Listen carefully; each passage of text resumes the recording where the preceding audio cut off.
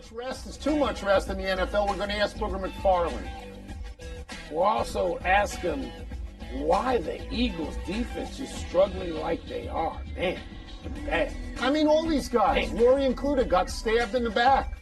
They did. And college football with ESPN, NFL, and college football analyst Booger McFarland wearing a Pine Valley shirt today, and Wilbon and I are very jealous. Let's start with this. The 1 seeds will both sit their quarterbacks this week. So that's Lamar Jackson and Brock Purdy. Though the Niners coach Kyle Shanahan said, and this is a direct quote, "I don't think it's good for anyone to take 2 weeks off," unquote. Do you agree with Shanahan? You know, typically, Tony, I would agree with him, but I think in these two particular situations, we have to look a little closer. Let's look at Baltimore. Lamar Jackson, toward the end of last year, hurt the ankle. So do you really want Lamar Jackson coming into the playoffs again this year? Not healthy. Look at the 49ers. We all know what happened at Philadelphia with Brock Purdy and his elbow. They didn't even have a quarterback. They had Christian McCaffrey playing quarterback. So typically, I would agree with Kyle. Yeah, you want to be well-oiled and well-lubed and ready to go. But for these two guys, I think rest over rust as far as going and sitting those guys down. I want my guys well-rested. I don't think either either Lamar nor Brock Purdy should play in this game. All right, Booger, you know I got to turn this toward defense, and specifically the Eagles, who've lost 4 out of 5, and their defense has gone south of south. You know a little bit about defensive play. Why has their defense, so great a year ago, been so bad the last half of this season?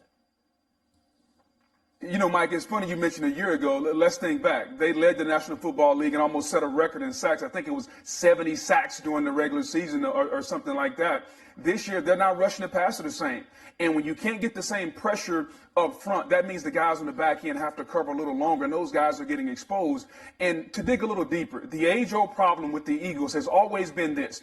The middle of the field has been very susceptible for their defense, meaning the linebackers and the safeties. And so they go out and try to make a trade, and they get Kevin Byard to try to show up the middle of that defense. But overall, the pass rush is not there. The middle of the field is still kind of vulnerable, and this defense is not the same. And if we want to go to the other side of the football and be really honest, the quarterback, Jalen Hurts, is not playing to the same level that he played last year. Seems to be forcing the football to A.J. Brown a little bit, and that's something you don't want to do when you got other weapons like Devontae Smith and Dallas Goedert and Swift. So they got to get back and see if they can find themselves. Unfortunately, I think at this point in the season, you are what you are. I don't know if they can fix it at this point, Mike. Booger, let's stay with your defensive expertise, but move to the college level for a second. I am guessing that as a defender, you would look at Washington's offense and think they pose a little more problem than Michigan's offense. But tell me if I'm crazy. Which one of those, as a defender, do you look at and say, okay, they're better? Well, I'll tell you the offense I'd rather go against is the Northwestern offense. If you give me that offense, I sign up to go against them any day of the week, Michael Wilbon. Hey, we're bowl eligible. Yeah. We made a bowl game, beat Utah now. I got it. I understand. If I got to choose between these two offenses, yeah, you're right. The Washington offense scares you to death because they got a quarterback in Michael Penix that can really throw the football as accurately as I've ever seen. And we can talk about all the quarterback attributes we want to. The number one attribute that a quarterback can have to be successful is accuracy. And Michael Penix Jr. has that. Now, the receivers he's got 3 of them that are going to play in the NFL, and McMillan, Polk, and Oduzzi. They're running the football with Dylan Johnson, especially well since the USC game. So this offense is potent. As far as Michigan, you know what you're going to get. Like, it's old school Bo Schembechler football with a little twist. It's power football between the tackles. It's a little bit of J.J. McCarthy on the edge. But Michigan wants to take you in a 15-round fight and knock you out at the end. Washington is trying to knock you out from the word go. So as a defender, I'll take Michigan all day because that Washington offense is super explosive. Well, then maybe I shouldn't even ask this question, but we'll get you out on this. Which way are you leaning in that game? If I got to lean, Tony, I learned a long time ago. If I got to choose between really good offense and really good defense, I'm choosing really good defense. And I think Michigan has the better defense. And so regardless of how high-flying that offense is, think about the Super Bowl between the Broncos and the Seahawks. And the Broncos came in, and Peyton Manning, they're scoring 50 points a game, and Manning is doing all these different things. And we said for the first time, good offense is going to be really good defense. I think we all know what happened in that Super Bowl. Okay, so I think this game is going to turn out very similar. The team with the better defense. And Michael Wilbon, I know you hate to say it, but Go Blue is going to hold up and win the national title on Monday night. It's hard for me, Booger. It's hard for me to go there. But it's the conference, so Go Blue. Thank you, Booger, as always. Thank you. Thanks, Booger. Appreciate it, man. Anytime, guys. Let's take one last break. Still to come, a star running back heads for the transfer portal. Don't they all? And how significant is it that the Pacers keep beating the Bucks? You know, Booger's right. He knows. It's tough, but I got to root for the conference, Tom. I can't root for another purple Isn't school. you Doug, going into the Big Ten? Happy time, people. Happy 30th birthday, Derrick Henry. The former Heisman winner at Alabama has been a beast for the Tennessee Titans. Henry's gone over 1,000 yards in every season but one when he was hurt and played only 8 games. Henry is the active NFL leader in rushing yards with 9,349 and in rushing touchdowns with 89.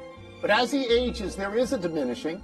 Henry has 1,014 yards and 11 touchdowns this year, down from a career high of 2,027 and 17 in 2020, down from 1,538 and 13 last season. Still, if he gets past the line of scrimmage, nobody wants a piece of him at 6'3" and 247 pounds. The Titans are 5-12. It's the worst record since 2015, and Henry will be a free agent at the end of the season. I bet part of Derrick Henry wishes that he had been born a little different time and had played in the NFL when Joe Gibbs and Bill Parcells and Jimmy Johnson, when those guys were coaching and they knew how to use a running back and would run an opposition down. Derrick Henry, Tony, he might be on the Mount Rushmore of great running backs if he had played in that era. And now he just plays for people who want to look at the numbers and can't figure it out.